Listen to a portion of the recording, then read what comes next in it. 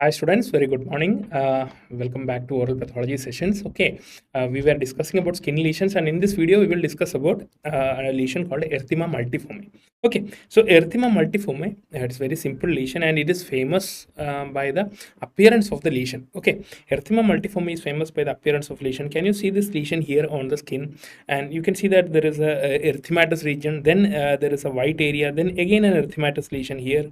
Okay, and then surrounded by a clear area. Okay, so this is the type of presentation in the erythema multiforme, and that type of presentation is called a target like appearance. Like, so this is the famous target like appearance.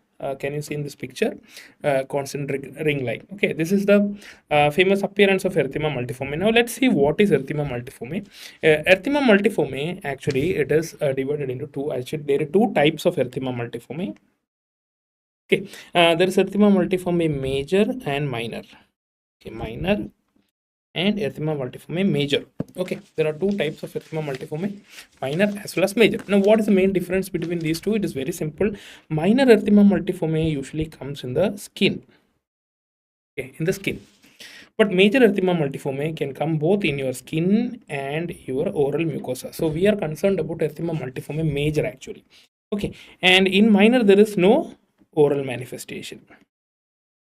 No oral manifestation you can see in erythema multiforme minor.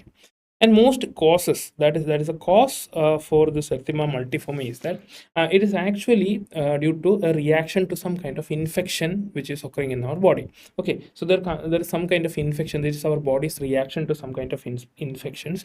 Most commonly, the infection which causes erythema multiforme is your herpes simplex. Herpes simplex virus, which is in 100% cases of this minor erythema multiforme, it is due to this herpes simplex virus, while erythema multiforme major can occur due to other reasons also. 55% of the cases it is due to a herpes simplex virus, but other case, but rest of the 45% cases come in a reaction to some kind of drugs, that is the sulfa drugs. Sulfa drugs. In reaction to having sulfa drugs, there is erythema multiforme major. Okay, now what is the finding in the erythema multiforme? Clinical feature you have seen. Clinical feature what you have seen is the target-like lesions. Like target-like lesions you have seen in the picture. Histology, actually it is little interesting. Just remember this. You don't have to go in detail about anything else. What you see in erythema multiforme and how easily you can remember it, that multiforme, multiple. Okay, multiforme. So there are many things in this. Okay, so it is interesting actually when you learn this. There is subepithelial split in this erythema multiforme.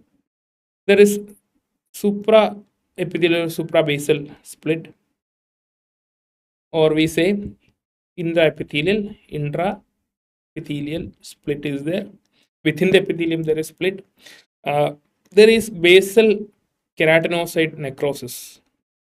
Basal keratinocyte degeneration is there. And there is inflammatory infiltrate. Inflammatory infiltration in the adjacent connective tissue. Inflammatory infiltration. Okay, so actually what you see here is a multiforme. Now you can see, where will you see this basal keratinocyte degeneration and inflammatory infiltration? You see this in a lichen planus, right? You see this in lichen planus. Where you see the suprabasal or intraepithelial split, you see in pemphigus, right? Where you see the subepithelial split, you see in pemphigoid. Okay, so it is actually a multiforme. Means what all we have learned, we have learned pemphigus, we have learned pemphigoid, we have learned lichen planus. Erythema multiforme just combine this all. Okay, so it is not a combination of all, it is a different lesion, but I am saying that in the histopathology you will see features, all these features. Okay, so this is erythema multiforme. So in the olden times, erythema multiforme, there were two components in the erythema multiforme. Just remember this. Stephen Johnson, Steven, Steven. Steven Johnson's syndrome and your 10 toxic epidermolysis necrolysis. Okay, toxic epidermolysis necrolysis. These two were considered to be a part of erythema multiforme, but later we found out that this is not a part of erythema multiforme, that is different. Okay, now this Stephen-Jones syndrome and 10 differ in certain points. Okay, that points you should know. What are the major difference between Stephen-Jones and a 10? Okay, now both are due to drug exposure. Both are due to drug exposure. Certain drug exposure can trigger this Stephen-Jones syndrome or the toxic epidermolysis necrolysis. But what you see in the body, you will see severe blisters in the body. Okay, in both cases you see severe blisters on the body. Now it is differentiated according to area, surface area of the body having this blister. How much area of the body have got this blister? If it is less than 10% of the body surface, it is Stephen Johnson.